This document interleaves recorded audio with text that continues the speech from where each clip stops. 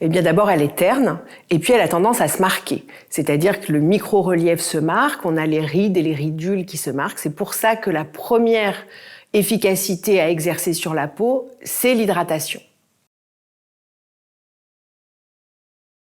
On peut dire qu'une peau sèche, c'est un type de peau. C'est-à-dire que génétiquement, elle est moins riche en lipides, elle produit moins de sébum, alors qu'une peau déshydratée, c'est un état transitoire pour la peau. C'est-à-dire qu'elle est moins riche en eau en surface, où elle a une barrière qui est moins efficace, et ça peut être aussi lié à un manque d'hydratation, un manque de boisson par exemple. L'idéal, c'est d'utiliser des émulsions.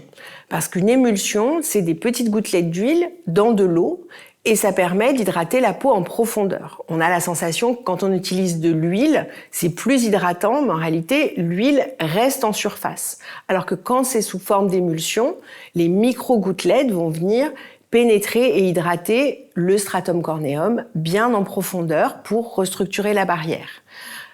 Lorsqu'on utilise des gels, c'est très efficace sur l'hydratation de manière transitoire parce qu'on gorge la peau d'eau en surface, donc c'est bien pour des masques, mais ensuite l'eau va s'évaporer. Donc l'idéal, lorsqu'on utilise des produits à structure aqueuse, c'est d'utiliser par-dessus une émulsion de manière à venir emprisonner l'eau en surface de la peau pour avoir une peau bien hydratée, bien repulpée. Nous utilisons une Centella asiatica talapetraca, c'est son nom malgache, et elle est particulièrement riche en une molécule qui s'appelle madécassoside. Elle en contient entre 50 et 70%.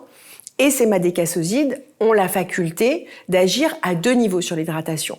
Tout d'abord sur la restructuration de la barrière pour protéger la peau de l'évaporation et empêcher l'entrée des agresseurs. Et le deuxième niveau, c'est la stimulation de la synthèse de canaux d'hydratation cellulaire qui sont des aquaporines. Ce sont les aquaporines 3. Et en agissant à ces deux niveaux, on va obtenir une hydratation qui est extrêmement puissante. Les bénéfices de l'hydratation sur la peau sur le long terme sont de maintenir la bonne santé de la peau et d'avoir une action anti-âge. Alors l'avantage, c'est que la majorité des émulsions sont hydratantes. Elles contiennent de l'huile et de l'eau, qui sont les deux pôles majeurs de l'hydratation. Donc elle va maintenir la barrière, la protéger contre les agresseurs qui peuvent générer des inflammations et accélérer l'âge. Et en maintenant la souplesse de la peau, elle évite aux rides de se creuser, elle évite aux marques d'apparaître sur le visage et elle a une réelle action anti-âge. Alors, le sérum booster, c'est un concentré d'hydratation.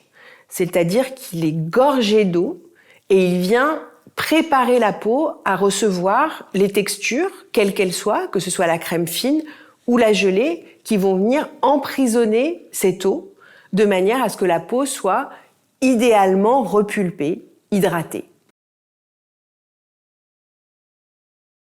Donc la crème à la Centella, elle existe en deux textures. On a une crème fine qui convient à tous les types de peau, dans des environnements hiver comme été, et une gelée qui, elle, est beaucoup plus adaptée aux périodes chaudes, puisque c'est une crème qui est plutôt désaltérante, qui va rafraîchir la peau à l'application. Elle casse, c'est un gel qui contient de l'huile qui casse à l'application sur la peau et qui va donner une sensation de désaltération de la peau dans des ambiances plutôt été.